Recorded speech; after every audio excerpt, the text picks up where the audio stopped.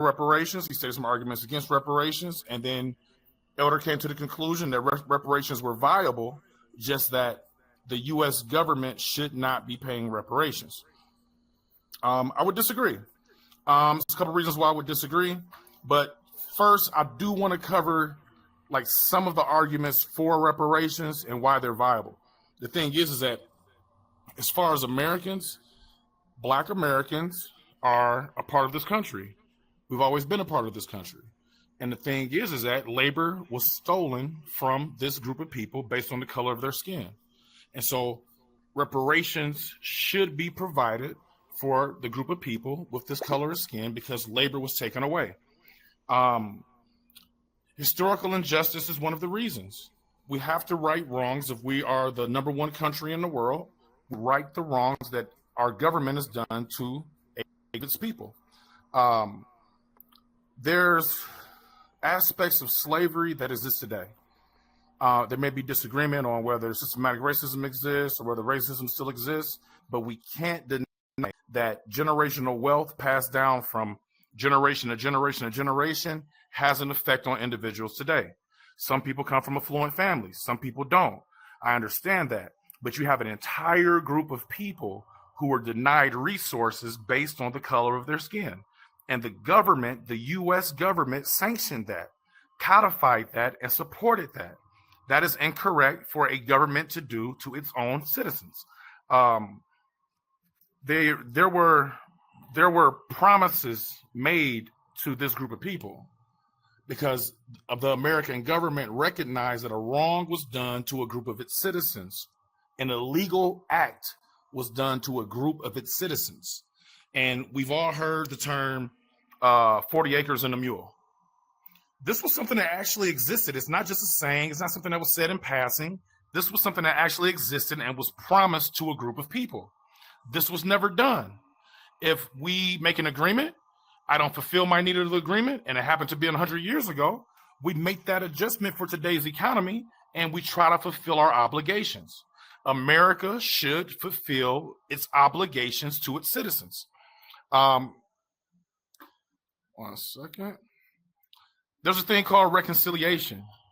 In South Africa, when apartheid happened, they had a reconciliation conference where the individuals who did these individuals wrong, they made an attempt to reconcile those differences. Now, these are the arguments for reparations. But as far as the U.S. government, that is the only parallel thing that's going on through all of these parts of the conversation.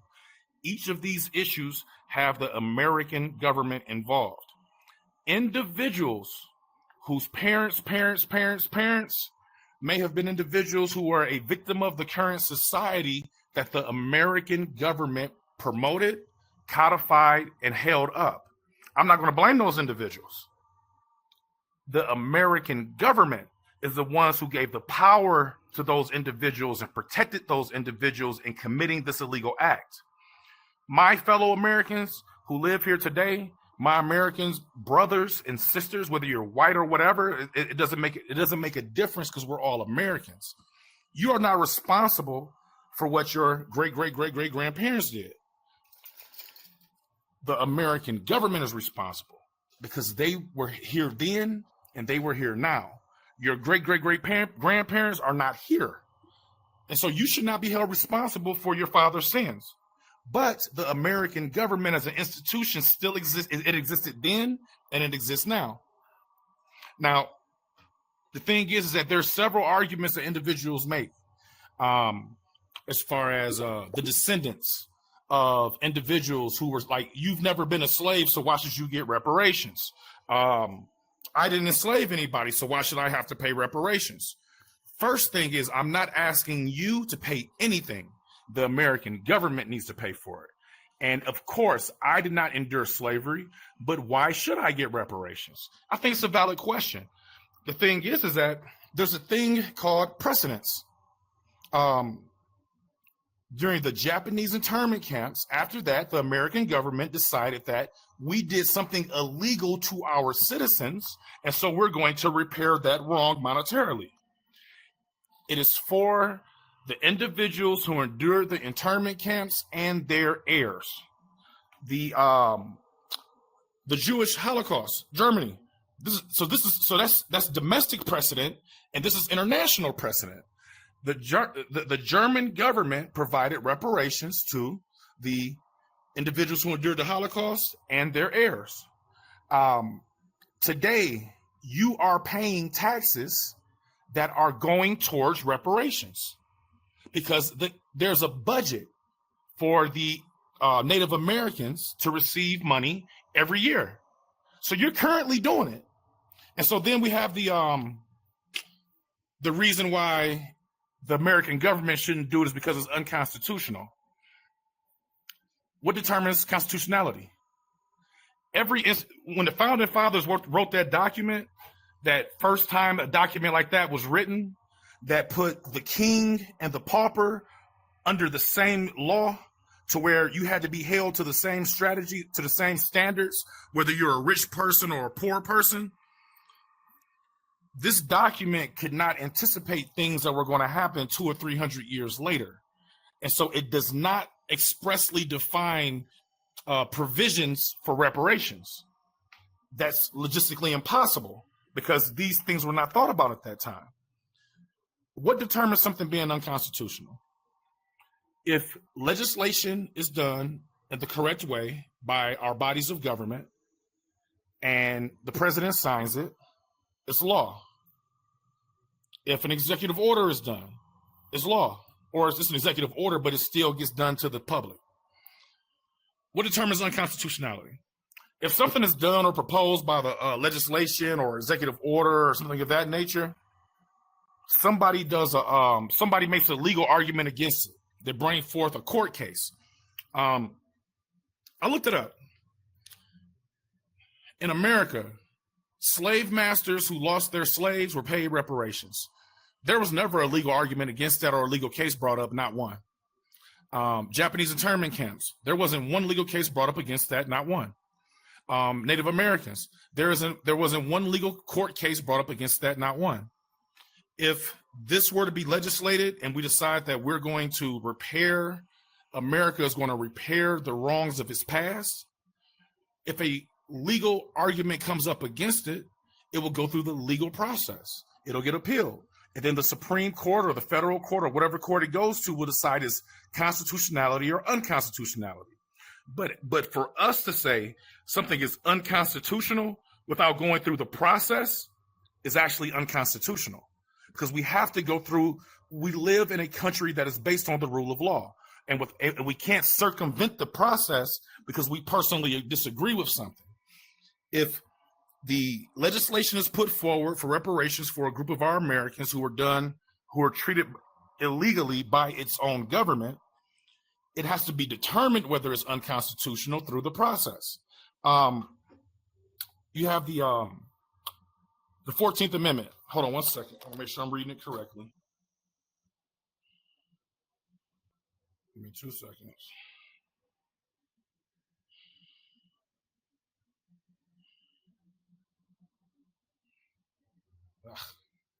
I had everything set up. Hold on one second.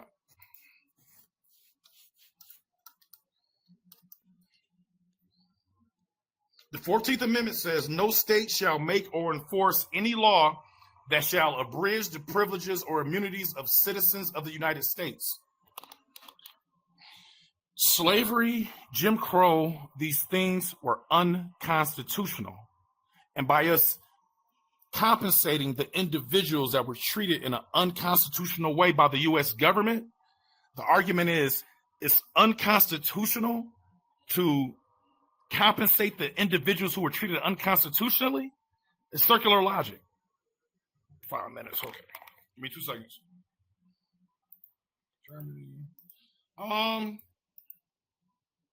I think I hit most of my points. The main thing is that first the conversation started as reparations is not even a thing that should be considered, but through our conversation, Eric's position evolved.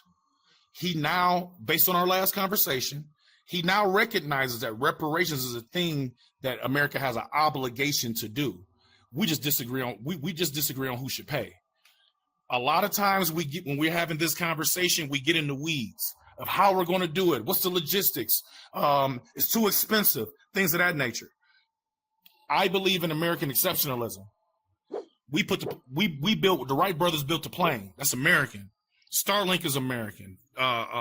This thing that we had on our head is American. We reached the moon. We defeated Hitler. Like, we did all of these. We split atoms here.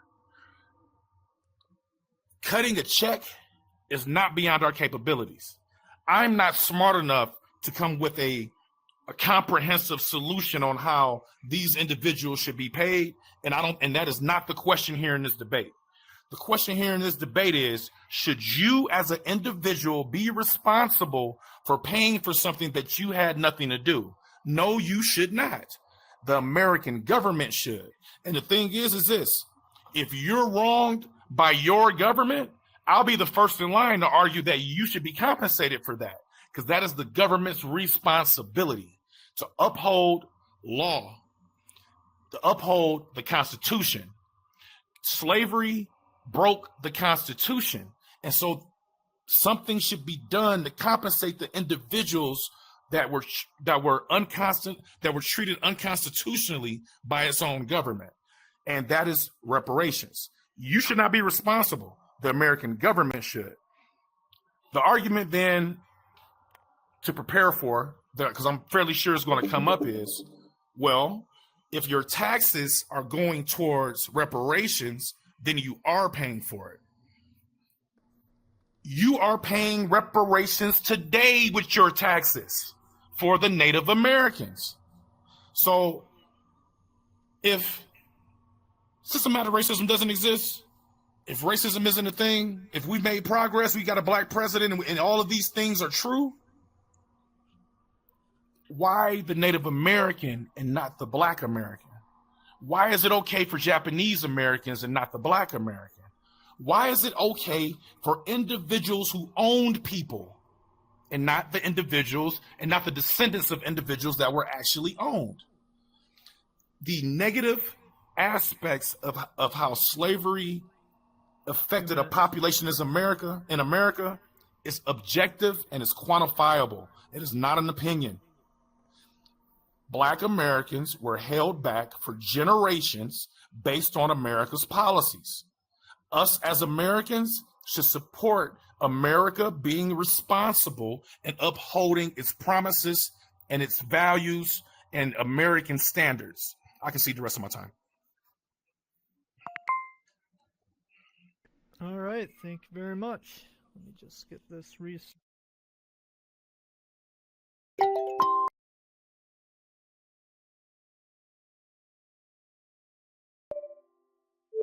Every government action stands or falls on its own merit in the light of human rights, facts, and logic. This means that human rights, facts, and logic are the standard by which majority opinion is judged, not the other way around. You can tell who is politically wrong by knowing your rights. To argue that justice is a matter of majority opinion rather than rights, facts, and logic is to argue for social Darwinism. It is a might makes right approach to justice. True justice must be based upon a foundation of sound principles, logically applied to a given situation. Rights, facts, and logic inform us of when a crime is occurring, whether the majority approves of the crime or not. These United States were founded on the self-evident truths that were declared in the Declaration of Independence, and those truths were either true or they were false, regardless of whether or not we could win if England came against us. Unfortunately, we live in a country today where most public schools have failed to teach the citizens basic truths about government and human rights. Because of this problem, we live in a country where your unalienable rights are being violated extensively each and every day. Because the citizens have failed to keep government within its proper role. So don't fall for judging if reparations is valid based on what your government is doing today or precedents. The validity of reparations and any other idea about government, how government behaves, must be based on human rights, facts, and logic, or else you are willing for government to violate its duty. Sorry. That's okay. To protect human rights, and are ripe for tyranny to increase over time. My position is based on truths that I have previously determined, so my position will either stand or fall on its own merit. At the end of this debate, I will stick with truth, and my position will follow. If truth is still with my stands against reparations because nothing said reveals an error in my logic, I will stick with my position, regardless of majority opinion. The majority's opinion, whether it is correct or wrong, will also be judged by truth, whether the majority likes it or not.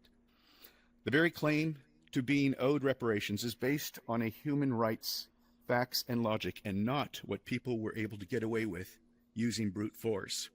When it comes to slavery, it must be true that might didn't make right, or else the claim to reparations has no basis. If might makes right, then slavery was legitimate for as long as they were able to get away with it, and no claim for reparations can be made. But if right is a matter of human rights, facts, and logic, then slavery was always wrong, and any laws made in support of slavery were also wrong. I have already taken the stand that government policy must be based on human rights, facts, and logic. So I can say that slavery was wrong as a matter of truth. When a crime has been committed, compensation for the wrong should be done by the people who are guilty of the crime. This is the stated goal of reparations. But can reparations be done without violating human rights? Obviously, making a person pay for a crime they didn't commit would in itself be a crime. It would be a violation of human rights. A right is not like a privilege which can be granted or denied by politicians who are elected to office. A right is where you get the only vote that counts, regardless of what a majority might vote for. As per Declaration of Independence, governments exist for the purpose of protecting an individual's rights, especially from a mob majority that would vote to violate those rights.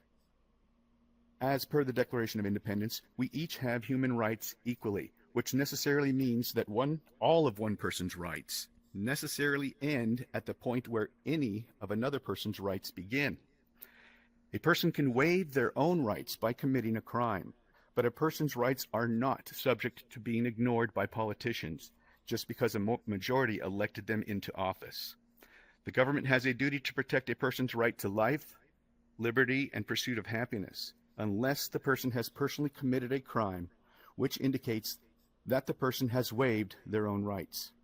If you have been around the process of crime and punishment in these United States, you may have heard the term due process. Due process is where an individual gets their day in court, where a jury of their peers determines if they have committed a crime, and by doing so has waived their own rights, subjecting them to the consequences of criminal actions. It is critical for due process to occur before a person is made to pay for a crime in order for government to carry out its duty to protect human rights.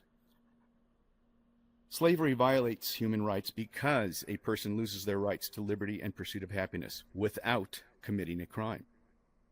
So it is critical to understand who will be paying for the crime of slavery via reparations, and these people have committed, and if these people have committed a crime, in order to determine if reparations can be done in the way proposed by Detroit Boss without reparations being another human rights violation. To answer the question, who would pay for reparations, we should look at who is paying the reparations. When Detroit Boss argues for reparations, he claims that the federal government should pay reparations because this is the same federal government which had failed to do its job during the crime of slavery. He claims that government has paid for other mistakes that have been made and cites examples of this. But there is a fundamental error in his argument. Governments never pay for anything. Taxpayers do the paying. Taxpayers pay for all government expenditures because government gets its money from the taxpayers. Government only directs the money flow. All government payments either come from taxes that are taken now by the taxpayers of today or the government increases the debt so that taxpayers of the future are responsible for paying it. So now we know who is being asked to pay reparations, the taxpayers of today or the taxpayers of tomorrow. Ask yourself this question: did these taxpayers commit a crime? Answer: no, they weren't even alive when the crime was being committed. Should a person who didn't commit a crime be forced to pay for that crime? Should people who are not victims of a crime get compensated as though they have suffered the crime? Should states such as Ohio and Maine be forced to suffer the consequences of crimes committed by states such as South Carolina and Mississippi? I say that sloppy justice equals injustice. Making states that came to the aid of people in slavery pay for the crimes of states that committed slavery is as wrong as taking the driver's license of a police officer just because some drunk in their city killed somebody while driving intoxicated. Detroit boss's reparations is wrong because it is sloppy. It makes people who did not commit the crime pay for slavery. It gives money to people whose families weren't even here when slavery occurred just because of the color of their skin, which is a form of racism. Reparations ignores the price that the country already paid with the devastation of the Civil War. You cannot say that the country's wealth today is the result of slavery, and therefore taxes can be used to compensate the people whose families suffered the loss due to enslavement. The atrocity of slavery tore this country apart. The country had to rebuild after it was over. The South was devastated, and the North, that wasn't even guilty of the crime, had lost enormously. Then there was the Great Depression, which lost and reshuffled wealth in this country. You can't really say who in this country would still have wealth in their family from the time of slavery. The wealth of this country today, and the reason that people from around the world want to come here, is because of the fabulous principles that the government was founded on, which is the protection of human rights. These principles were finally lived up to by ending slavery and segregation. We should not violate these principles for the purpose of committing the crime of reparations. Freedom and the protection of human rights causes wealth. It appears to me that reparations is just another trick by the enemies of liberty, and not necessarily Detroit boss, but the argument itself, which has been out there, to pit us against each other while the banksters rob us via debt and inflation. The political left is waging a war of divide and conquer, rich against poor, male against female, black against white. Which do you like less, being divided or conquered? We should not fall for these tricks, or they will justify their illegitimate control over us by telling themselves that we are too stupid to rule ourselves. Whatever lack of wealth some black families might have today as a result of slavery is nothing compared to how they are being robbed by the government's current violations of human rights, which has been spearheaded by the Democrats. I call the Democrats the party of slavery, yesteryear and today, because they are treating us all like slaves via government-imposed socialism. Every government handout is a violation of the 13th Amendment, which makes slavery and involuntary servitude illegal. I recommend that people who are politically active enough to advocate for reparations redirect their efforts to shutting down all illegal liberty and 13th Amendment violating government programs, such as food stamps and Medicaid. All help for people in need must be given voluntarily by the people who are helping them, else the right to liberty is being violated. Okay, I'm not sure how much time is left, but I consider that to be good. I would say, yeah, we're good. We're good. All right, fantastic. That concludes the opening statements. We will move into the 5-minute rebuttals, where each of you will be able to directly reply to the other's opening statement. And we will begin with you, Detroit Boss. Detroit Boss, is your mic working?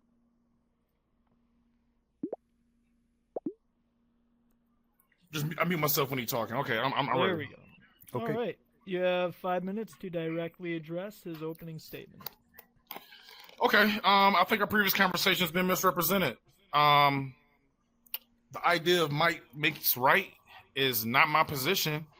The idea that this should be decided by majority rule is not my position. Okay. I can substantiate that because black people in America are only 12% of the population. And so there will be no way for a majority rule to substantiate something when we're only 12% of the population. So definitely not majority rule. There's been some terms misused. And I want to make sure we got definitions. The term human rights violation, in his dissertation here, he used that term several times. Human rights violation. A human rights violation,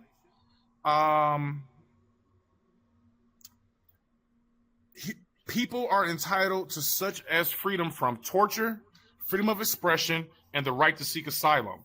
When those rights are not protected or blatantly disregarded, they are violated. This doesn't say anything about taxes. So the gentleman is misusing terms in order to try to push a narrative with a faulty premise. He also has a misunderstanding of the term might makes right. Might makes right doesn't mean that if I can beat you up and take your stuff because I'm stronger than you, that I'm correct. He doesn't understand the term and he's using it incorrectly. Might makes right. It's an idiom used to say that people who have power are able to do what they want because no one can stop them. That's what happened during slavery. So I'm not a proponent of might makes right, because that means that people who have power, they can do whatever they want because no one can stop them. So why would I be on that side of the argument? The gentleman is misrepresenting my argument, and he's making arguments on the flawed premise because I never said these things. Let's see here. Now, we as a country have a responsibility together, not an individual responsibility. Because as he said, if I commit a crime, I should be held for it. No one else should. But we have a collective responsibility. He said that the left is trying to divide us and we should be worried about the banksters and all of these type of things. If my American government has wronged me and you as a white person or another group of individuals don't stand up for my rights to be repaired for the loss that my government incurred on me, how can we be together? How can we be brothers if you know that an injustice has been done towards me and you're not doing everything you can to try to make it right with me? That means we're not brothers. You want me to incur the loss and the generational loss and then be friends with you when you don't care about what happened to me? That is not a way for us to be together. The way for us to be a route for us to be together is let's right the wrongs and the injustices that were done by our government. He seems like he's not anti-government, but the idea is we should hold the government responsible. I think we should also. We should hold them responsible for past injustices. How much time I got? Okay. Another misunderstanding the gentleman has. Your personal opinion of what things should be do not matter. And I'm glad it doesn't matter.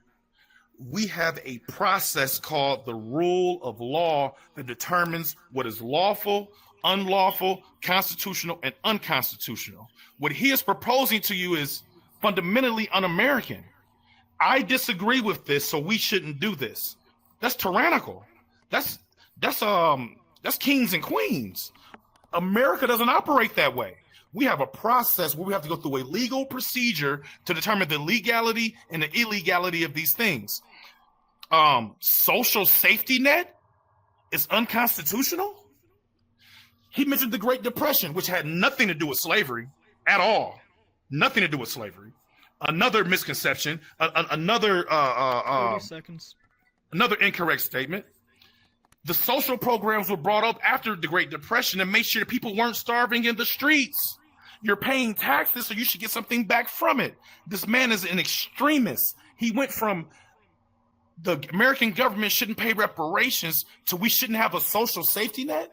When we're a first world country, the richest country in the world, our people should starve in the streets. This man is an extremist, and he's misrepresenting my arguments, and he's misusing words. He's using words in an incorrect way. That's time. Very good. All right. Give you 5 minutes, Eric, and you can directly address Detroit Boss's opening statements. you're on.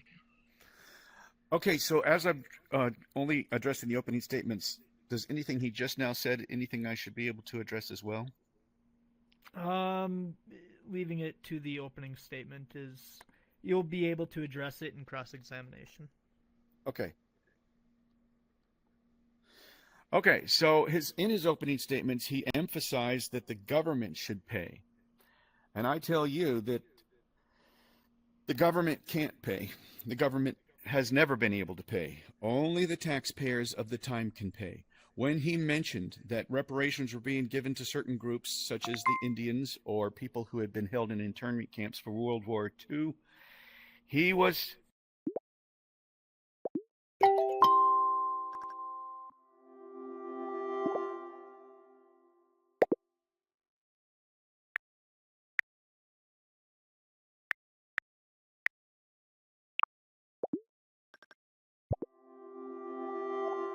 responsible for what occurred before 1865. We cannot hold them responsible for what they did. They're not here. And the reason that I mentioned the Great Depression is the point that I was making is that wealth that is here today is something that has occurred since the Civil War was over, by and large, and that wealth has occurred because of the freedom that this government gives people. I would tell you that I think that I would say that the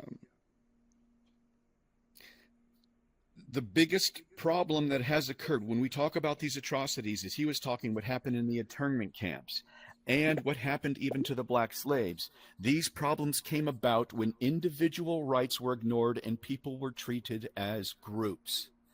That is the thing that must be watched out for. We cannot just treat people as a whole group. And going after the federal government like he does and just says, oh, make the government pay. That is treating the entire American people as a group, because all of us support that government with our taxes, whether we like it or not, because to do so keeps it operational, and it's supposed to be protecting our rights. So I don't disagree that that if it's possible to track somebody down, let's say that some wealth does exist in some family all the way back to the Civil War, and you can say that this lump of money really can track back to people who were held as slaves. That person, I think, that money may be something that the government could go after as illegitimately gotten gain. And some people today here now, basically, when you think about slavery, what occurred was, rather than it being a business where people voluntarily worked for it, and the people who ran the business didn't make all the money, while the people who worked the business made nothing. In the South, so as far as America being wealthy today, due to the fact that slavery had occurred, I tell you that that's not true, because the Civil War tore this country apart. And the fact that other people, let's just say even of white skin color, that went down to rescue the slaves, who voted Abraham Lincoln in office to stop the federal government from doing the wrong thing, to correct that problem, what about what it cost them?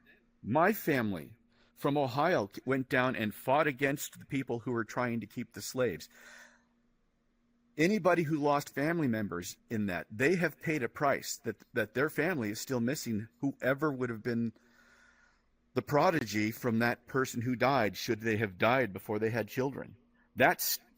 It seems to me that if you actually weigh everything together, whatever some black families may be missing today who are still here from the time of slavery, there is, I would tell you, equal loss on the white side from the people who died. There were 600,000 people who died in that war. And I tell you, not everyone in the South probably agreed with it. They were signed 30 up seconds. and forced to fight that war, even if they weren't necessarily in agreement with the the southern states and them breaking off in order to try to keep slavery going once Abraham Lincoln had been elected. All right, I surrender the remainder of my time. You can cash that 10 seconds in at the bank. Okay. All right, we will move into the 15-minute cross-examination. Essentially, this is putting each of you on the witness stand, and the person asking the questions will have them answered by the other. Detroit Boss, you are up first. Okay. Just a second. Go ahead and keep going. I'm just repositioning. No problem. Let's say it's not reparations. Let's say a person has their civil rights violated by a police officer. Should that person be compensated from the police, like when the police beat somebody up, but it's totally incorrect, and then that person who got beat up or whatever is determined that their civil rights were violated, and then they get a check. Do you agree or disagree with that? I think the department that hired the person who was not good at their job has some culpability, as well as the person personally has culpability. That very person themselves, I think, is in a position to have to pay for their wrong actions. Should if someone has their civil rights violated by a representative of the government, should that person be compensated monetarily? I think you can say that it can be done because the people of that city have a duty to make sure their government is running the police force properly. So yes. And those are the people, and those people all exist. Hold on a at second. the time. It's my time. I want you to take on my time. I'm not trying to be rude. So, but just for clarity, if a representative of the government violates a citizen's civil rights, you don't have a problem with them being compensated monetarily. Is that correct? That's right. I would call them an agent of the government. Yes. Whatever you call them. Okay. Yeah. If they were compensated monetarily, is that done with the taxpayers of that particular state, county, or whatever level of government? Are the citizen taxpayers paying for that monetary compensation? Yes, the citizens that are alive at the time when it happened, yes, they owe it. They are paying it. And do you have a problem with that? No, they failed in their responsibility to have a good police department. Okay. So you don't have a problem with this human rights violation, this theft, if in that case, right? So it's human rights and theft for citizens who didn't do anything wrong to have to pay for something somebody else did. That's human rights violation and theft, but you don't mind it in this particular situation. Is that correct? It's not a human rights violation because the people paying it are responsible for the government they allowed to be in force at the time. Okay, so you're making the argument that an individual who works from 8 a.m. to 6 p.m. and he was at work, but a police officer at noon kicked the teeth out of some old lady, the person who was at work from 9 to 6, they're responsible. Is that correct? Yeah, they're responsible for making sure the government is not like that. Yes. No problem. No problem. Okay. Now, in the case of the Japanese internment camps, you did bring that up. Yes. They were illegally and unconstitutionally incarcerated, and the government compensated them monetarily for the wrong that they did against those citizens. Do you have a problem with that? No, I would want to check the dates, but I don't think so. I don't think that's a problem. Is that theft? Is that a human rights violation? No, it's not. It's not a human rights violation to make somebody pay for their crime, and the people at the time allowed that government to get away with it. Okay, so in these instances where individual citizens in this country who had no responsibility, had no power, and the U.S. government did these things to citizens, you don't have a problem with those citizens being compensated monetarily, and it's not theft and it's not human rights violations. Is that correct? I just want clarity.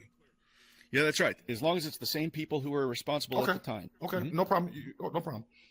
Now, it appears that black people in America are this magical and special group because things are theft when it applies to them. Things are human right violations when it applies to them. I'm curious, like what's the distinction of what changes a citizen who had nothing to do with an agent of the government, a representative of the government, or the government did? Why is it theft when it applies to Black Americans, but not with these individuals? It's an open-ended question. Okay, it's not that they're Black Americans. It's that they're trying to get compensation for something that occurred when the taxpayers at the time were not alive to do anything about it. Okay, so and it also means Okay, okay. Go ahead. It's also a human rights violation of the people, let's say, of Ohio, to have to pay for reparations when they're the ones that went down and rescued the situation. They didn't have anything to do with it. They tried to stop it. They should not pay any reparation. They already paid with their lives to go down there and stop the atrocity. Okay. So it sounds like the issue is because the payment can be made directly to the individuals while they were still alive. The same action that's okay for the same action is being done. Taxpayers are paying for something that the government did to one of its citizens. So the same action is being completed. A taxpayer is paying for something that he had nothing to do with. But the difference is whether it happened the victim, whether the victim is alive or not, right? No, it's not really the victim. It's the person being told that they have to pay. If the person who's paying was alive at the time when the government committed the atrocity, and they can be made to pay for their failure to keep government in check, that person needs to pay. No matter who the person on the receiving end is. We got members my time. I don't want to, Yeah. You can finish your thought, but just tighten it up so I don't lose all my time. Yeah. So it's not the receiver that's making the difference in whether or not it's a human rights violation. It's whether or not the person paying could have done anything about it and was responsible for the occurrence of the crime. The taxpayers today cannot be responsible for what happened in the 1800s. Okay, no problem. Yeah. But we do agree that taxpayers are paying for something that the government did wrong. Do we agree on that? Yes, as a punishment for their failure to keep government in check. Okay. You gonna get your turn too. You don't. Okay. Yes, that's cool. So you throw me off with that. Hold on a second. So in the case of the Japanese, it was to the individuals and their heirs. So, but you're okay with the Japanese situation, but it did apply to their heirs as well. So how do you reconcile that? I would say that there is a close enough connection between the World War II generation, who was responsible for what FDR had done on the internment camps, to the people alive when the reparations were paid, that you could make a direct connection. I think you could talk about something called statute of limitations for whether or not a connection can actually be made. Okay. Now, statute of limitations is determined in the legal process. Is that correct? Yes, it's different amounts, and I think I looked it up. Statute of limitations is usually about witnesses losing their ability to remember what happened very well. But in this case, I would say statute of limitations has to do with the traceability of the money. Can you pause my time? You can't go on a long monologue on my time. Okay. You know what I'm saying? Yeah, there you go. Yeah, I'm trying to build a bigger point, then I'm Detroit forgetting what I'm about to ask next. You kind of go on a longer. I don't want to be. Detroit Bus. I would like to point out you're fully capable of just cutting him off, letting him know. I say want to be rude or whatever, but no problem. Yep, Yeah, okay. That's totally within your ability in this. You're section. good. No problem. Yeah, I mean, I'll listen. Right. Yeah. Okay, hold on. All right, so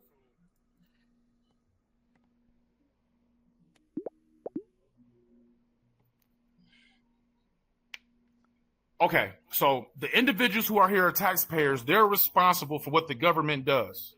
It seems like that's your premise. Yeah, their job is to the fourth branch of government is the people. Is that a yes or a no? Yes, the people who are yes. So if I disagree with what Biden's doing in Israel, that's my responsibility, even though I had no bearing on it. No, if you think a wrong is being committed, we should go and do something about that. Yeah, a court case should be started. Somebody should take action. Yeah. Okay. You mentioned the Civil War. Now, the thing is this: did your people in Ohio, did they fight in the Civil War? Yes. Okay. Why did they fight in the Civil War? They also voted for Abraham Lincoln. Abraham Lincoln Why only did they won fight because in the Civil War? I think they fought in the Civil War because of the atrocity of slavery. They That's wanted to why free they slaves? voted for Lincoln. Lincoln ran on an anti-slavery Excuse platform. me. They fought in the Did they fight in the Civil War because they wanted the slaves to be free? Yes, I'm very confident of that. They were Christians. Did they want the slaves to be equal citizens to them? Yes, just like they were in Ohio. They wanted the people in the South. So is I know you can't speak for every person in the North, but Yeah. is it reasonable to come to the conclusion that the North thought the slaves should be free and they thought they were equal citizens as they were? Is that how you feel about it? Well, it's not just feel about it. Abraham Lincoln won on an anti-slavery I platform. don't need a history lesson. I need to know, do you think that the Well, people the in votes the reflect North that's true. Excuse me, sir. I need to know whether you think the people in the North engaged in the Civil War because they wanted to free slaves and they thought they were equal. Is that what you think? Yes. Okay. How come after that in the North, there was 100 years of Jim Crow where black people were second-class citizens, they were redlined, they didn't have job opportunities, they were able to be beaten and lynched and nobody be prosecuted? If they thought they were equal citizens and they thought they should be free, why did they allow that for 100 years after the Civil War? I can tell you that I'm not familiar enough with where that law was passed. Was that passed at the federal level, Jim Crow? Why would individuals who fought a war to free slaves and make people equal human beings allowed live in a society where they were able to be set on fire, lynched, be second-class citizens, and all of these things? Why would they accept that? Wasn't the Jim Crow laws done in the South and not the North? I need to know, why would they accept that if they fought a war to free slaves and free people who they thought were equal as they are? I don't Why think would they they did accept it. I don't think they did Okay, accept it. so that destroys the premise that they fought the Civil War to free slaves for individuals that they thought were equal citizens. The Civil War was an economic war. It was a war between capitalism and a slave economy. And so the thing is, we conflate these things to make it seem like these were benevolent individuals who were fighting for the rights of equal human beings. No, they were not. Because if they were, they wouldn't have allowed Jim Crow for 100 years after that. You want to bring up Abraham Lincoln. Are you aware of the quote where Abraham Lincoln said, if I could free one slave or free all the slaves, I'll do whatever I can to protect the Union? Are you aware of that quote?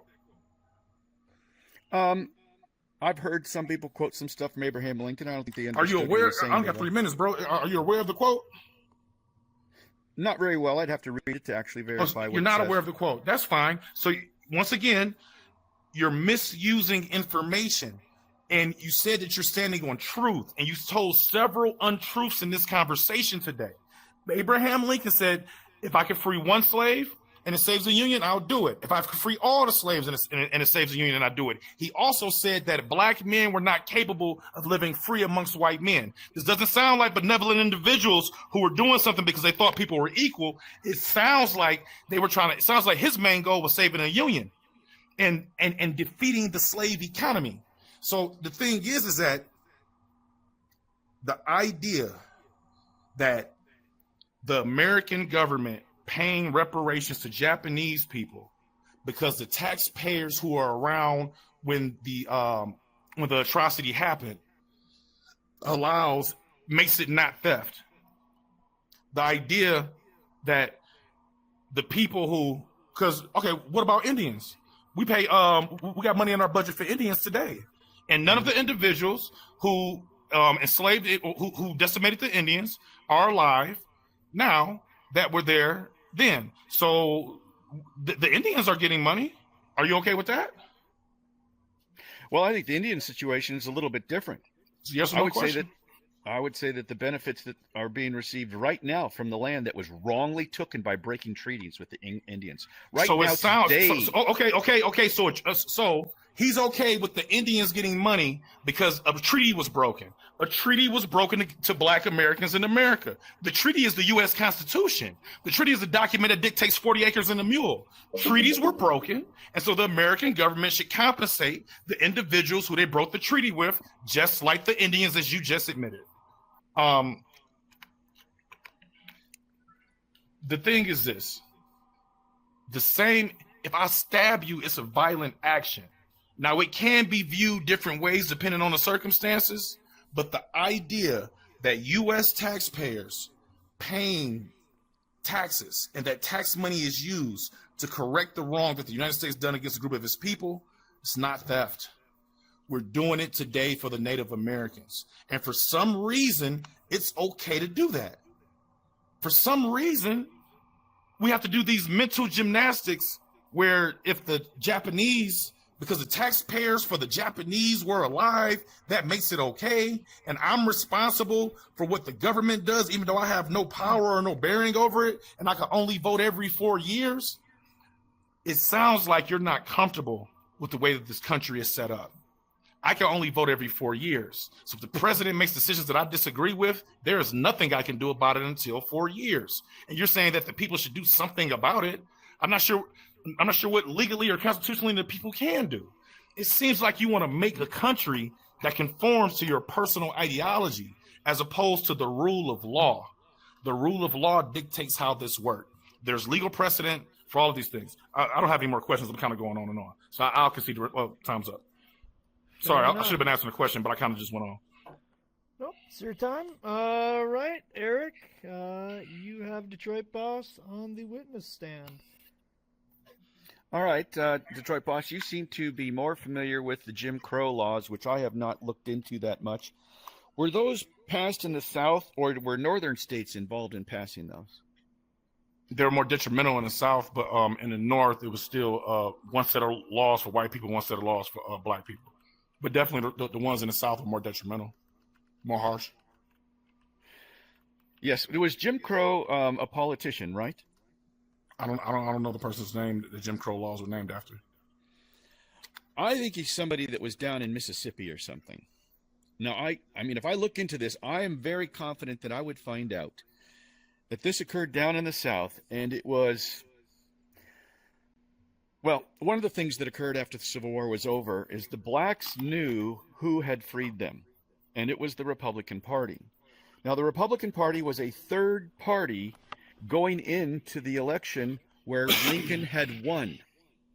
And the third party won the election.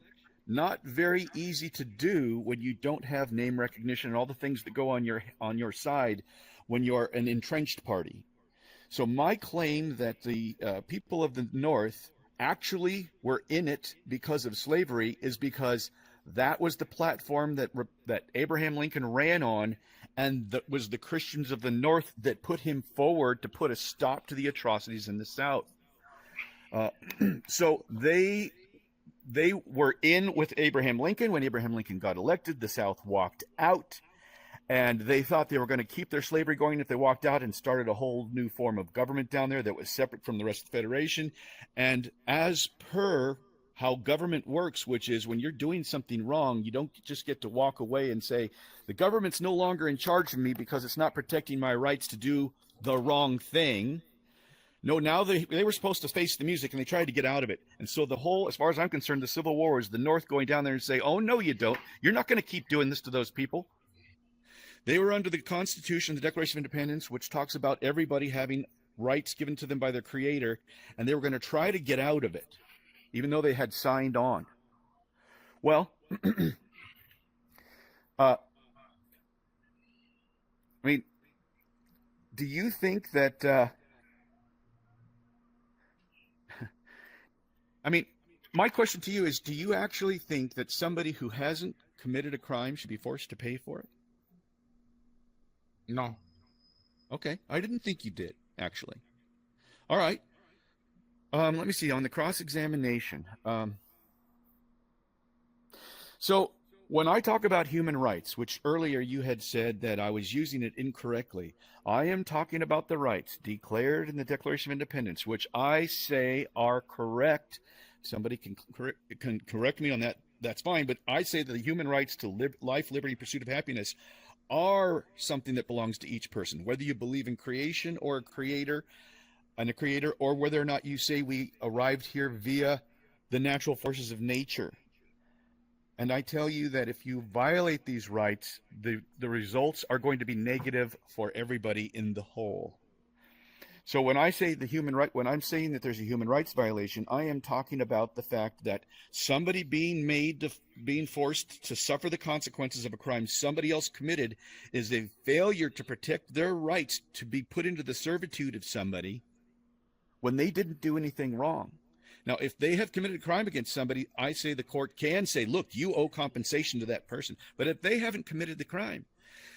Now, as far as the situation with the Indians, that is a very tricky situation. I mean, I actually don't exactly know what to do about that. I think it was an atrocity. When Democrat President Stonewall Jackson talked about something called manifest destiny, he just started breaking the treaties that we had with the Indians. How do you resolve that? I mean, it's almost like we should give the land back. Well, I mean, so to me, that they've got this claim on something that we are using today. And so, I mean, I don't exactly know how to solve that problem. I haven't really delved into that much, but I would have to think about that for quite some time. But because of what happened in the economy between the Civil War, which tore everything down at the time, and the Great Depression, which caused a great reshuffling of money, it's hard to say who today still has money left over from that time. It's hard to say who you can point at and say, you owe reparations because of what happened before you ever had a chance to stop it. And I would tell you that the people of the North who tried to stop it, who voted for a president to stop it, they made the third party guy win. That's how much they wanted to stop it. They can't be held accountable for that at all. They paid with their lives. And I think, frankly, do you actually think that the states of the North, do they get no break because they tried to put a stop to the atrocity? Do they have to pay too? The federal government. Okay. Well, the federal government. Here's the thing. The federation, the states' rights was considered a much stronger position as it is now. Back then, states' rights were much more paramount than they are now. The federal government was supposed to loosely hold us together and provide a common defense. Ohio would have a hard time going down there during the time of Jim Crow laws and saying that they're going to dictate what's going on down there. And there may or may not have been enough power at the federal level to have the federal government address and solve the problem. So, frankly, I mean, how is it that you think that it's not a problem in any way for somebody who, let's say, their family arrived to this country and they happen to be the same color of skin as the people who served as slaves? They came since the whole thing occurred. None of their family wealth is tied to what had occurred. How is it that they should benefit from these reparations?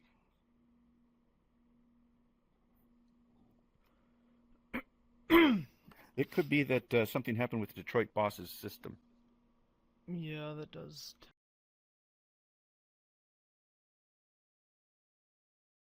All right, sweet. We are back on track. Eric, you may continue your cross-examination. Well, starting now. Okay.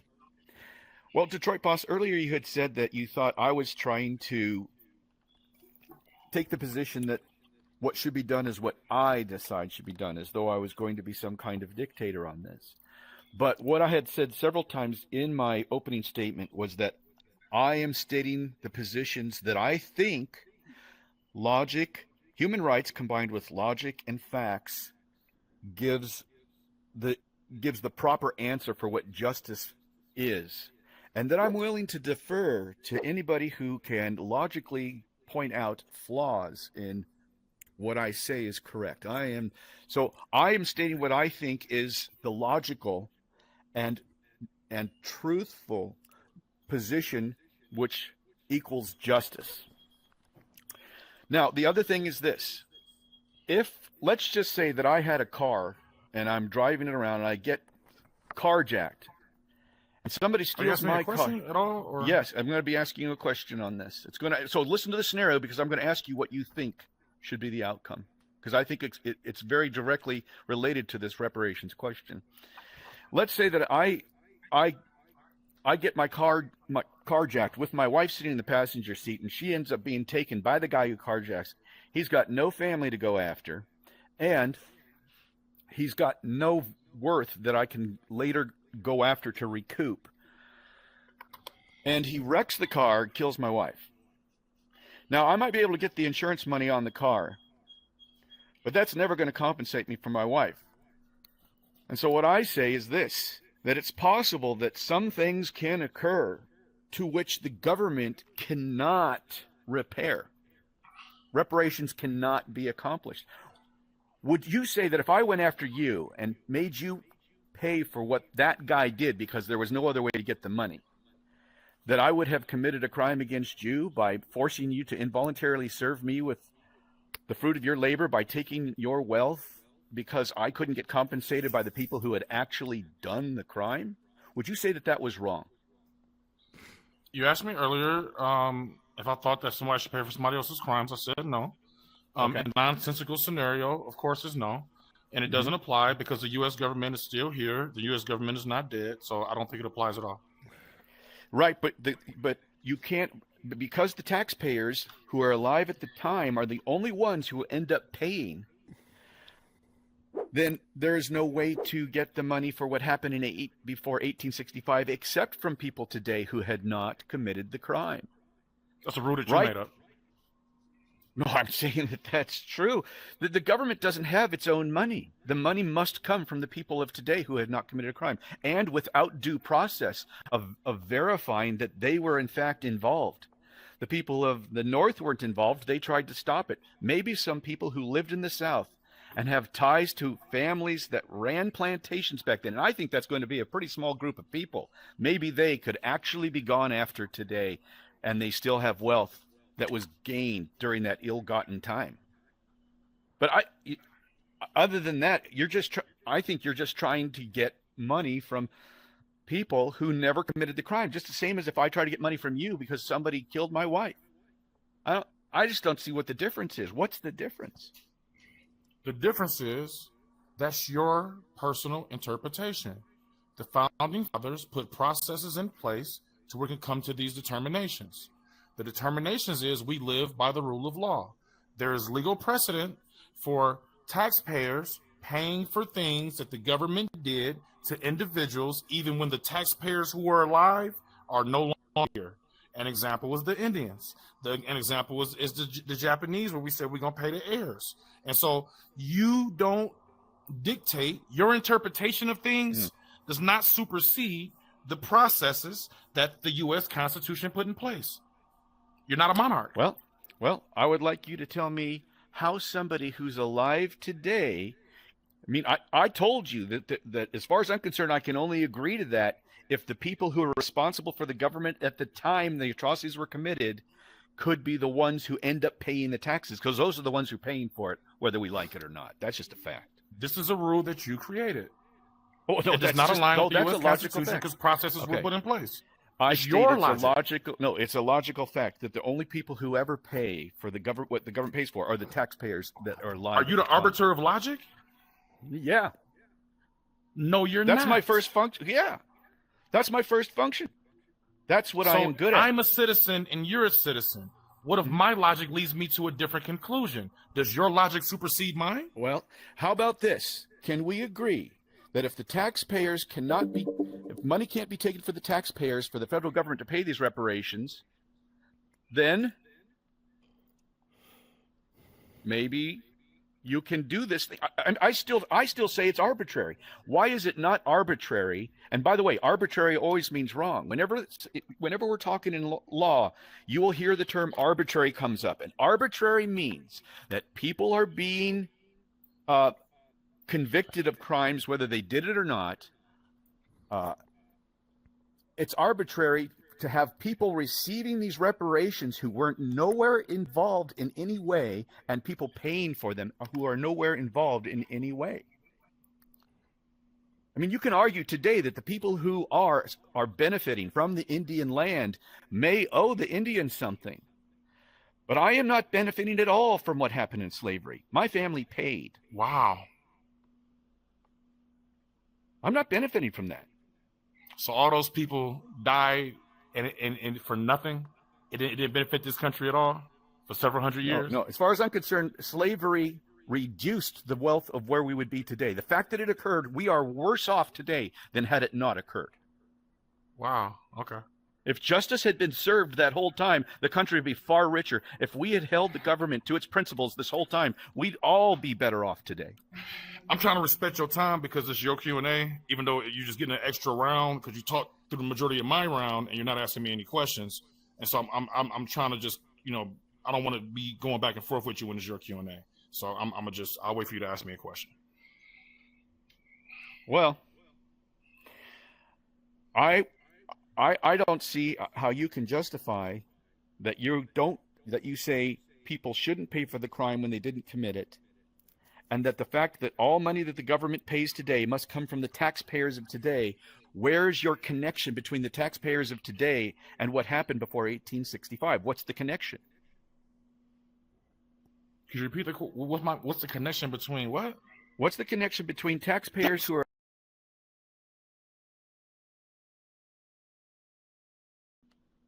Okay, sorry guys. He's getting quicker. My battery ain't shit, man. I'll give you both the time to wrap up what the question was and the answer for it. Okay, Detroit, I will ask that last question again, and he'll give us the time to answer it. No problem. Okay. So, what is the connection between the taxpayers of today and the people who lived before 1865, such that the taxpayers of today can be made to pay for their crimes without violating what you said shouldn't be done, which is that somebody shouldn't have to pay for a crime they didn't commit? If I'm following King Eric's rules, no connection.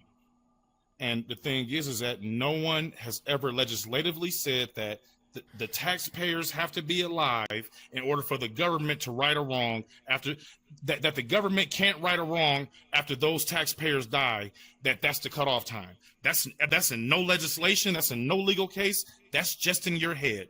And so in your specific nonsensical hypothetical, no connection. But in the Constitution, we have processes in place to determine whether something is constitutional or unconstitutional. And in no case of reparations in the past has there been any legal challenges, and they've been put out with no problem to the individuals, to the heirs, and paid out after the taxpayers who were alive when the injustices were done after they died. And so the U.S. Constitution, the rule of law, and precedents disagree with King Eric's interpretation.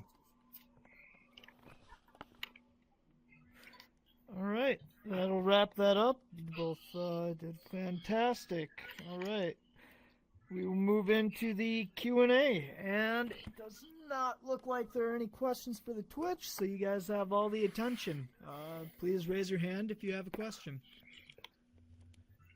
Yes, Ty Brad.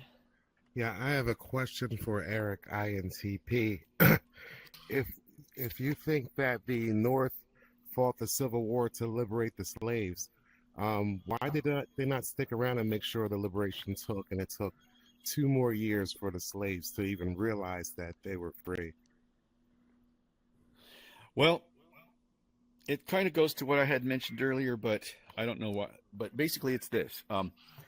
Back at that time, we were so close to the founding of the country that the states' rights and the fact that we were a collection of individual governments where the federal government was mainly for the common defense, that it was hard for people in the North to think they could dictate to the people in the states in the South how they should behave. I mean, they did try to do something to stop slavery because the same Constitution and Declaration of Independence that everybody had signed on to was being violated.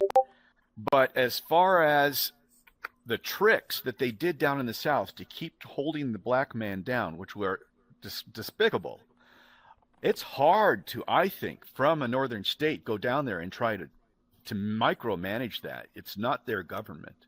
And the federal government, what they did do is try to pass laws at the federal level. For instance, the 13th Amendment, which makes slavery and involuntary servitude illegal. And that was because in the South, they would not hire a black man, and then when he was a vagrant, they would pass a vagrant's law, and they would haul him in. Hey, you don't have a job, you're a vagrant. Okay, you're going to go work on Charlie's farm as a fine for your vagrancy, and you're going to give him 3 weeks. They were trying to get him right back under the same dumb thing. And so that's why the 13th Amendment had to be passed, was to try to prevent that. Moves were made, but it's hard to micromanage that kind of a thing. All right. Do I get to comment or no? Chris. I don't know. Oh, or do I get to comment or no? If I don't, it's fine. Yeah, go ahead. That's kind of cool. Just want to make it clear, there were Jim Crow laws up north. There were vagrancy laws up north. And so, like, this idea that up north was this utopia for black people, and down south, they were doing all these wrong things. It was more harsh down south, but these things existed up north. 13th Amendment happened right after the Constitution. Then you had Reconstruction. And then you had Jim Crow for 100 years. The people up north had no problem with it. So just want to state history correctly. No. Fantastic. Yeah, I think that's a good format. The other party would like to chime in on it with a response, not directly answering the other person, but the question itself. Chris, you have a question. Okay. Yeah, and both sides can answer it. It's a very simple question. I live in a southern state. I don't travel north ever by car. Well, I'll put it this way. I never travel to Baltimore by car, specifically, ever in my life, nor shall I. The federal government is pumping federal tax dollars into rebuilding both the roadway and the bridge that collapsed in Baltimore. Federal dollars. Those come from federal income taxes from all 50 states. Why should I, as a citizen of a southern state, be forced to pay my income tax dollars to a northern state infrastructure? Okay. Who should answer first, do you think? Detroit, since he takes the lead usually? I can take it. No. I want you to answer first. No. Me first? I got no problem. Okay. Okay, it's whatever. Go ahead. You might be able to respond to what I say better, and then I won't have any way to say anything. I want back. Eric That's to what answer it works first. for you. It's whatever you feel comfortable with. Call. Okay, yeah, okay, Chris, that's I'll leave cool. it up to the asker. Cool. That's a cool way to go. Okay. You have a very good point, and you will find me completely consistent on this issue. As far as I'm concerned, the federal government going and paying for disaster relief in states for those and making other states pay for that. Like, let's say the earthquake that happened in California. Those people knew that fault was there. They took their chances. What, they weren't saving money for a rainy day? And then the people of Colorado, where I am from, have to pay? What? They took their chances with the risky real estate. That's on them. No, unless it's the federal highway system, which was done for the specific purpose of defending the country, which the government is supposed to be doing, so that they can move the military if they have to quickly in order to defend. Those roads can be handled by the federal government. But no, some bridge that's just some local state highway, no, you should not be paying that. Okay, well, I have to intervene because it's my question. There's something factually incorrect about what you're saying. That is in fact part of a federal highway system. Oh, okay. Yeah. So you can't there you reduce that to this is just some local thing. Okay. But Eric, let me just add on to the end of my question. I'm very much in favor of my tax dollars as an American citizen going to repair that structure, because my understanding of this experiment is that even though I live in one of the 50 states, I live in a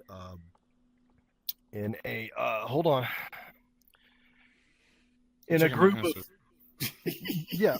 Well, I live in a federation of states. Okay. And I willingly, right, and knowingly. So the idea that that the tax dollars that I am taxed on federally should not go to the betterment or the reparation of the system of the federal group of states, for me, is ridiculous. Whether it happened 2 months ago or 200 years ago, the point I'm trying to make, and I'll be finished, Elder, is that the taxpayers aren't paying what I see are reparations in this scenario. The federal government made it possible for the actions to be taken that were taken 400 years, 200 some odd years ago, and it's the federal government that's righting that wrong for the nation as a whole, not one taxpayer or another in one state or another. That's it.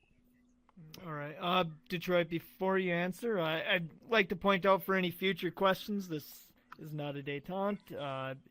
You ask a question, and it will be up to the debaters to answer them as best they can. Okay.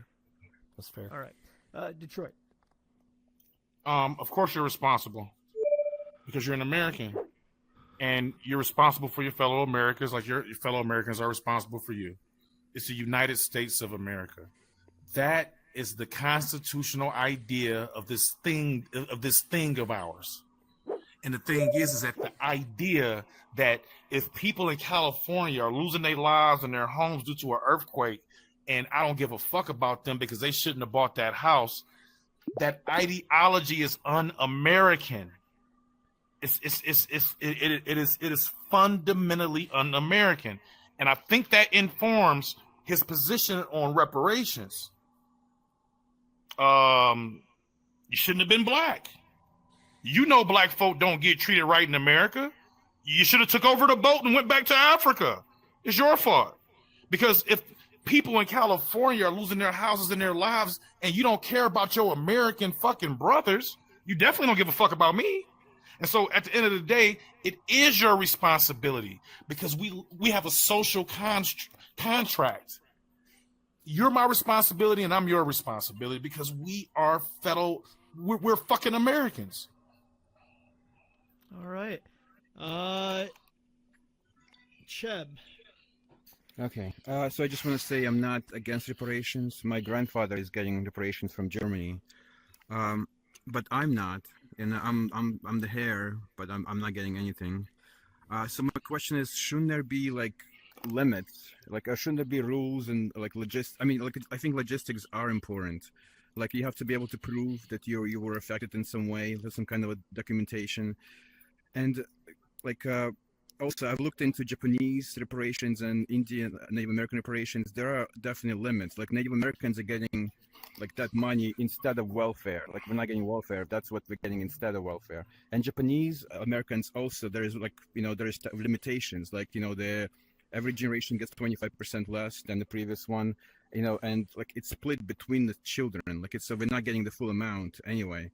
So if you follow the same rules for the Black reparations, very few people will get anything, and people, those who do get something, will get maybe, I don't know, $10 each or something like that, because of how many generations have passed. Like that doesn't even and at that point, does it even make sense to do that if it's such a small amount? Can you please clarify your question, Cheb? Shouldn't there be limits, or should just every black person get $50,000? Or like, and who is it directed at? And it's directed at Detroit boss. Okay, just to be clear, it's called the Just Act. It's called the Just Act. Since 1990, German authorities have granted restitution and/or compensation totaling approximately $2.5 billion for property lost as a result of Nazi persecution, primarily to former owners and their heirs. And so, maybe you need to fill out some paperwork or get a lawyer or something. I don't know the intricacies of the program, but individuals who were not directly in the Holocaust were afforded reparations. Individuals who were heirs of the Japanese, God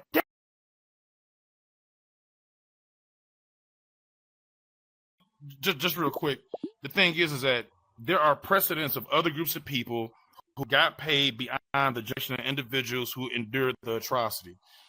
The intricacies of how it reduces and doesn't make sense. These are things that people way more intelligent figure out.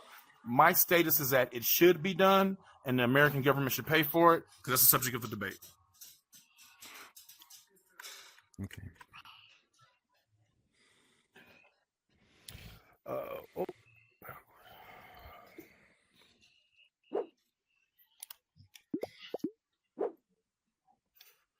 Chris has something, maybe? We can't hear you, Elder, if you're talking. Can y'all hear me? Oh my God, that's why No, no one Elder. heard me. Oh, okay. Yes, okay. Chris, you have another question. yes. This is for both sides.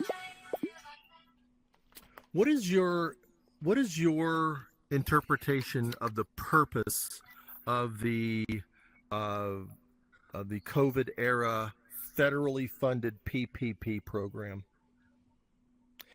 And how do you think it might relate to this subject? What is that? I don't know that I've heard of it. PPP program, the low interest, low entry barrier loans that were given out to business owners who suffered loss during COVID due to the pandemic. Okay. That were mostly completely forgiven, by the way. Yeah. All right. Is that towards me first or Detroit Boss? Doesn't matter. It'll be for Eric first. Okay. I would say that the government is not supposed to be in the business of rescuing companies from failing to save for rainy days. They also made a mistake in shutting down the economy. They knew within the first month that it only affected certain groups of people. Sweden did the right thing and said, look, the people who are in the high-risk groups, you need to quarantine yourselves while we let this thing blow through the country and get to the other side with herd immunity and not wreck the economy. So wrecking the economy, as far as I'm concerned, was a stupid move by the federal government. It was wrong. And how it relates to this is the government, I think, we've allowed the federal government to exercise too much power. Now, this was a national health thing, so maybe I think they can make requests, but to tell, and maybe that's all they did do, and the states just followed along. But yeah, That's a federal program. It's the not a federal state program. government. Yeah, the That's a federal PPP program is wrong for the same reason, except for the federal highway system, for the federal government going in and rescuing some state from people deciding to build on what looks like attractive land that they know is subject to earthquakes. All right, Detroit Boss, did you want to address that? Yeah, of course the government, I think it was a good move for the government to make sure that businesses that took a loss due to a global pandemic had some type of opportunity to survive. Of course, I think it's good because it saves our economy. It seems like in your worldview, the government should just sit and watch America burn without intervening. And the idea that we don't take care of each other is un-American. Like, you're espousing these American ideologies, but everything that you're saying is un-American. Like, I don't understand the idea that, and you use herd immunity wrong. Herd immunity is when everybody is vaccinated or whatever, and then the disease doesn't permeate because everybody is protected from the disease. You're using terms wrong, like, repeatedly. But it just baffles me at the idea that we would not help each other. We wouldn't use the federal government to help its citizens. Like, I have no, like, that's antithesis to what this thing is about.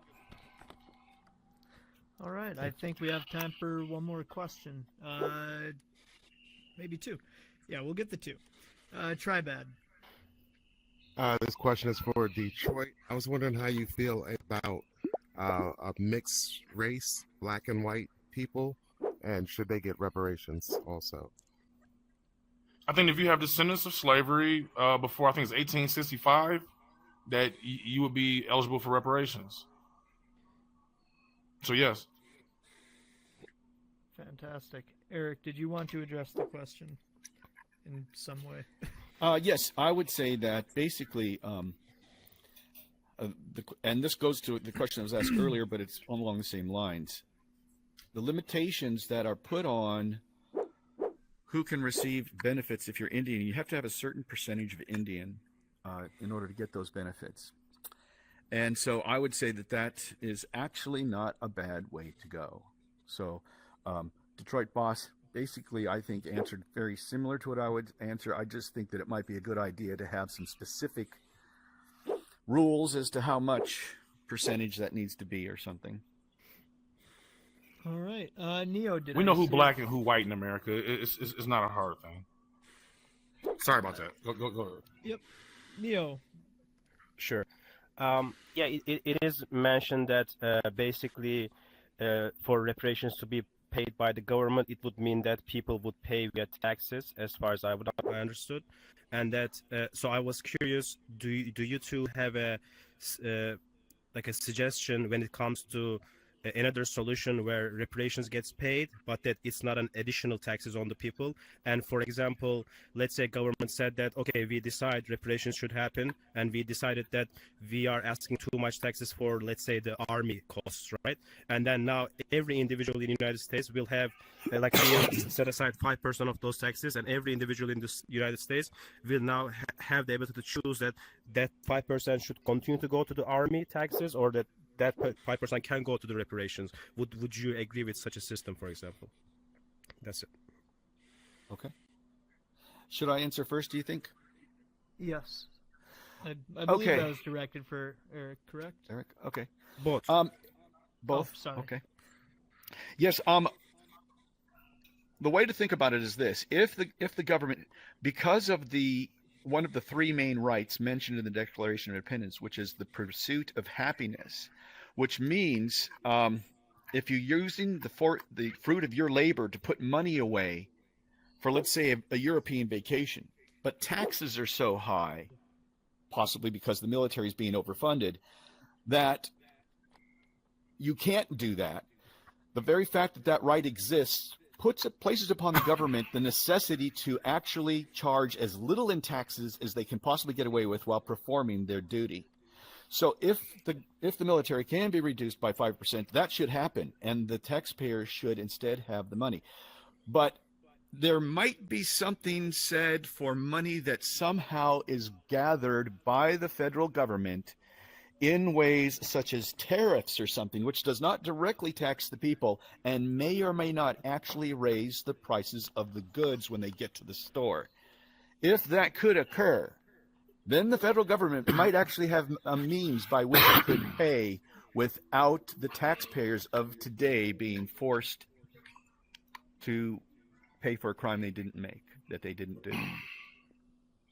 All right. Detroit Boss, did you want to address that? Well, in my opening, I said that reparations should happen, and it should be taken care of by the federal government. And the particulars and the logistics, I think that's a very complicated question. As far as taxes, no taxes, how it's distributed, who's distributed to. I think these are things that should be thought about in a real way in order to come up to a reasonable conclusion.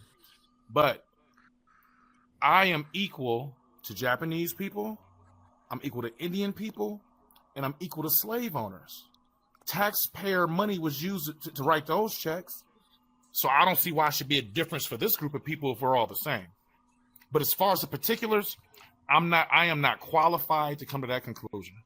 But ain't no different between me and any of those other groups. So if it was good enough for them, I don't know why it's not good enough for me. All right. Fantastic. We'll move into the 10 minutes closing statements. I do want to make a slight adjustment here. Detroit, you have been opening with your statements the entire time. I am going to give you the option of surrendering the first turn to Eric if you would like. Oh, yeah, that's cool. Okay. Eric. Okay, so based on what Detroit Boss just said, I would say that the difference is the reparations that were paid to slave owners was done at the time, right?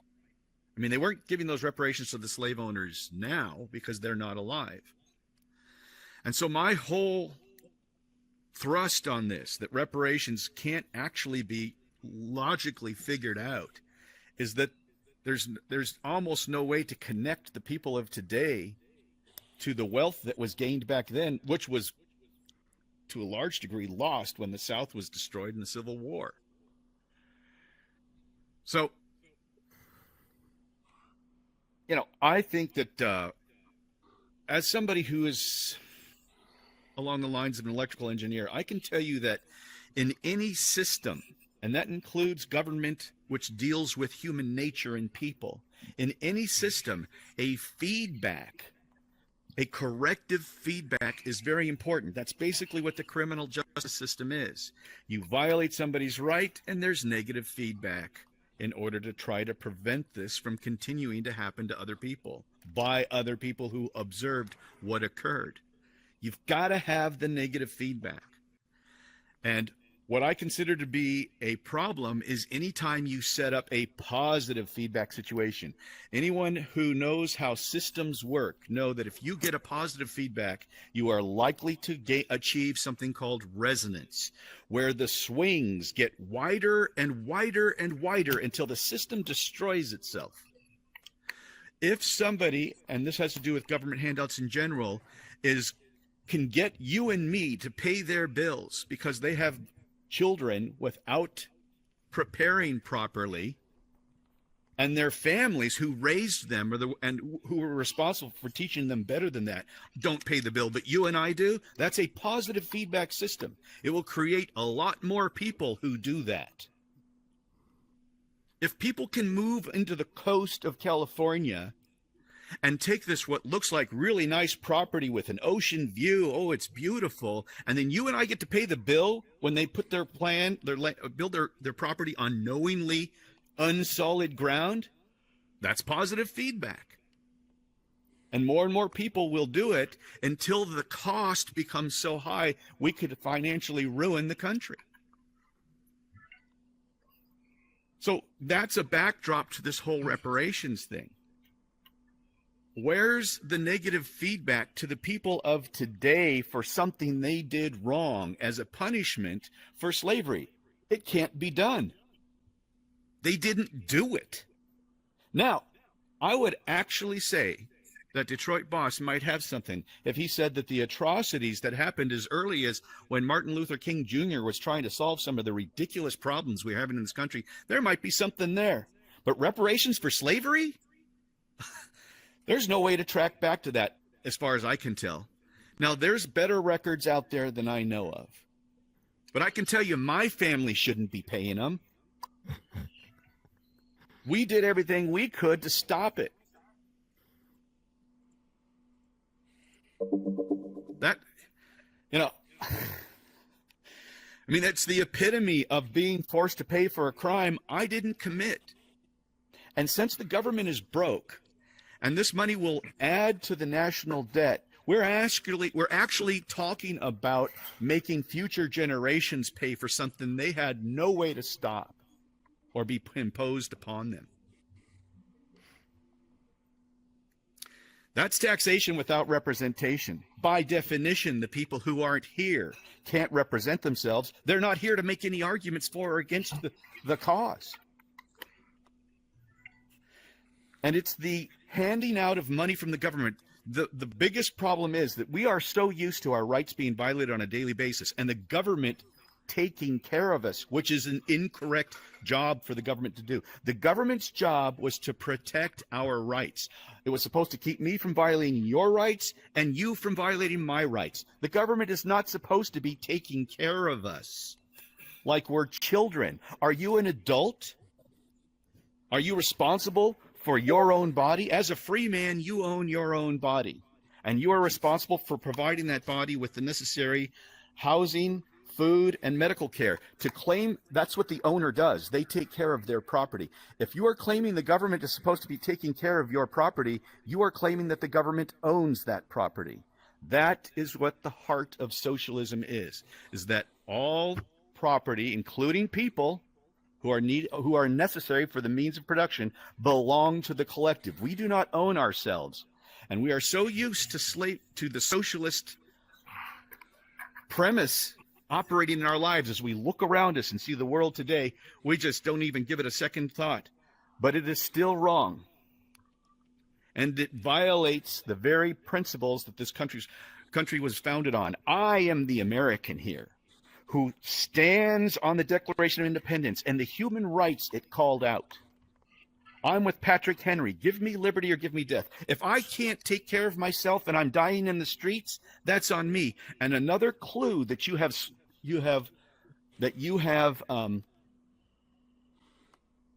swallowed the Kool-Aid is when you think that if the government stops helping people in need, that's it. People are dying in the streets now.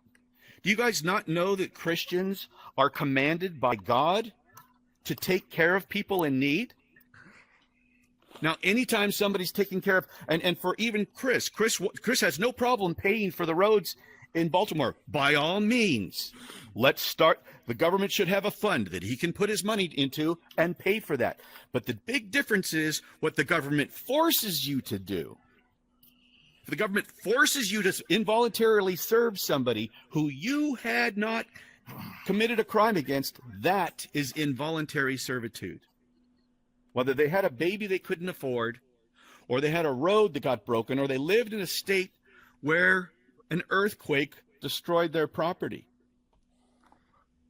You force one person to serve another, it's basically the slavery all over again. As far as I'm concerned, this argument for reparations is asking for the very thing to happen which was the crime in the first place. This group is now going to serve that group whether they like it or not. That's what slavery was. And now we're going to have the taxpayers of today serve the people whose ancestors may have been involved in slavery, even though they didn't do anything wrong, whether they like it or not. This group serves that group. This group politics stuff is horrible. This country was founded on individual rights because individual rights are the only way rights can exist. There's no such thing as a collective right. A right is something where the person in possession of that right can make a claim on that right and has the only vote that counts. And liberty, it is always a violation of liberty for one person to be forced to serve another, unless that person has been guilty of a crime, in which case they have to be made to serve in order to pay for their crime. 2 minutes. There has to be a thread of connection between the people serving for the crime and the people who committed the crime. If there's no thread of connection, you're violating their rights. They have a right to liberty. They can't be forced to serve somebody when they haven't done anything wrong. You are in full possession of your rights unless you do something personally to make that right go away, no matter how many people vote against you.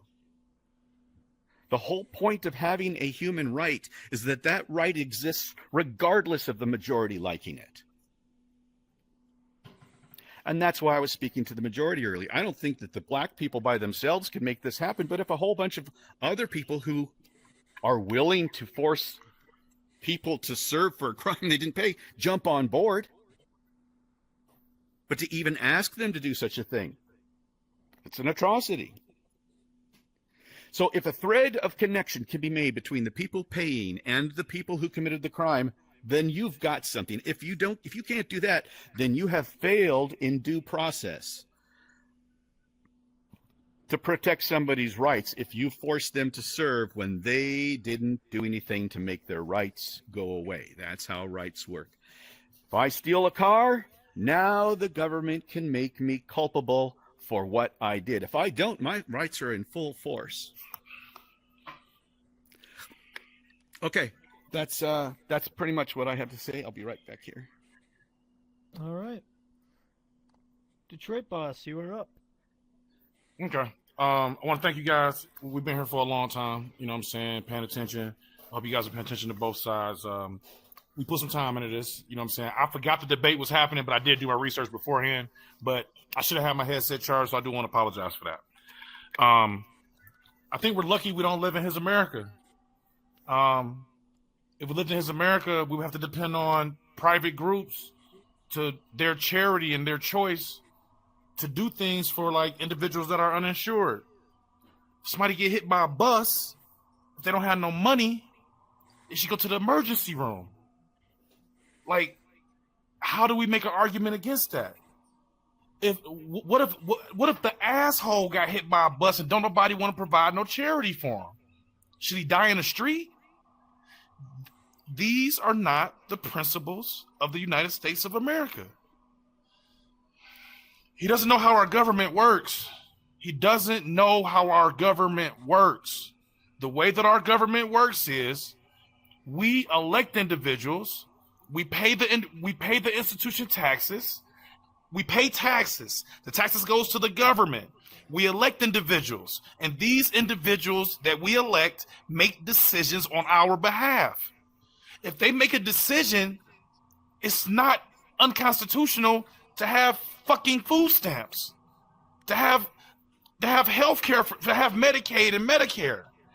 If a bridge in Baltimore is damaged and it's going to cause an economic downturn that can affect the local people of that area, which extrapolates outside of that, just let the bridge be broke because they should have known better? Is that the country you want to live in?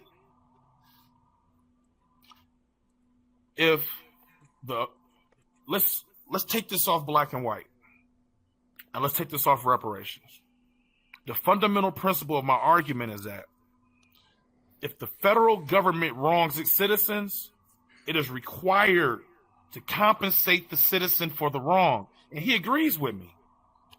I gave him the scenario about an officer kicking an old lady in the teeth. She should get a check. He agreed with that. If I'm in that state, I didn't kick the lady in the fucking teeth. I was at work. I was at church. How come it's not theft in? He's created these arbitrary rules as to the same action being done, but in this case it's theft and it's human rights violations. And in this case it's not. This is nonsensical. If I'm a millionaire and I have a son and I die and I give my son the money, he didn't work for that money, so he don't deserve it by his principles and standards. The American citizen individually should not be responsible for the payment for atrocities that America's done. If that's the case, let's say things that we did in Iraq that was incorrect. You can agree or disagree with the Iraq war, but it was some bad moves made. Hiroshima and Nagasaki, some bad decisions were made. So if the people who voted, the representation who made those decisions is responsible, which is the basis of his argument, that means Osama was correct. That means Osama bin Laden, by killing U.S. citizens, he did the right thing because he killed the individuals who are responsible. We don't agree with that because it's bullshit. He doesn't agree with that because it's bullshit.